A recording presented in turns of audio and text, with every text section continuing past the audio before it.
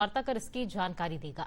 मुख्य निर्वाचन आयुक्त ज्ञानेश कुमार ने कहा है कि बिहार चुनाव में लागू की जा रही 17 नई पहल पूरे देश के लिए मार्गदर्शक सिद्ध होंगी। एक रिपोर्ट। गिनती शुरू हो गई है। मुख्य चुनाव आयुक्त ज्ञानेश कुमार ने पटना में प्रेस कॉन्फ्रेंस कर चुनाव तैयारियों की पूरी रूपरेखा पेश की। उन्होंने साफ किया कि चुनाव संविधान के अनुसार और पहले हो जाएंगे। इस बार बिहार कई नई पहल के साथ देश को दिशा दिखाने जा रहा है। बिहार में 243 जनरल कॉन्स्टिट्यूएंसीज हैं, ST 2, ST 38। बिहार के विधानसभा की कालावधि 22 नवंबर तक समाप्त हो रही है और उसके पहले ही चुनाव संपन्न होंगे। इस बार चुनाव आयोग ने बिहार में 17 नई पहलें शुरू की है और सबसे अहम है हर पोलिंग बूथ पर अधिकतम 1200 मतदाता, ताकि भीड़ कम हो और मतदान प्रक्रिया सहज बने।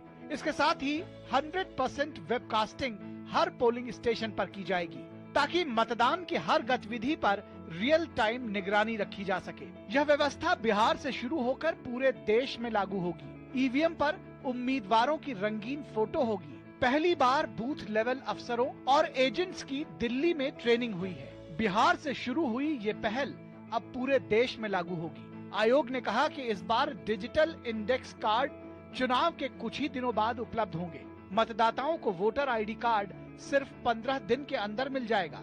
SIR के जरिए 22 साल बाद वोटर लिस्ट में सुधार पूरा हुआ है। इसके लिए चुनाव आयोग ने 90,000 से अधिक BLO की जमकर सराहना की। साथ ही बताया कि BLO की पहचान सुनिश्चित करने के लिए फोटो आईडी कार्ड अनिवार्य होगा। इसके अलावा पुलिस अफसरों की ट्रेनिंग अब दिल्ली में भी होगी। वहीं फर्जी खबरों पर जिला प्रशासन को सख्त निगरानी का आदेश होगा। पोस्टल बैलेट की गिनती EVM के 2 राउंड के पहले करनी होगी।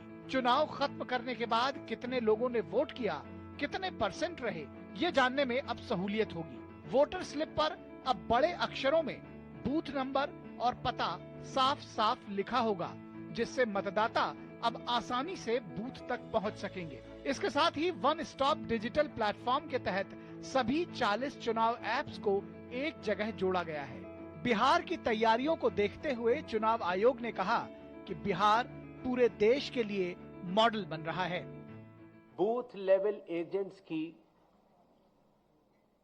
पहली बार चुनाव आयोग ने ट्रेनिंग की और बिहार के सभी बूथ लेवल एजेंट्स 1 की ट्रेनिंग कुछ माह पूर्व ही दिल्ली में संपन्न हुई। साथ ही साथ बूथ लेवल ऑफिसर्स की भी ट्रिपल IDM में ट्रेनिंग हुई और अभी तक देश भर के लगभग 700 बूथ लेवल ऑफिसर्स और सुपरवाइजर्स की ट्रेनिंग पूरी की जा चुकी है।